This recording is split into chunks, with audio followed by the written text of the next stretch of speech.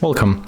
If you want to turn on Home Assistant surveillance in your Xiaomi Mi Home security camera with magnetic stand, at the first you have to open Mi Home application. Next you have to go for the video camera. And when we are here, we have to move on the right upper corner on these three dots, then go for the Home surveillance settings, then tap on the switcher. And as you can see, it's turned on. Right now we are able to turn on detection push notifications. We can change the alarm interval. Also we can adjust sensitivity settings and just go for the home surveillance period. So we can, for example, change the 24-hour surveillance. And that's how it looks. Thank you guys for watching. Leave thumbs ups, comments and subscribe to our channel.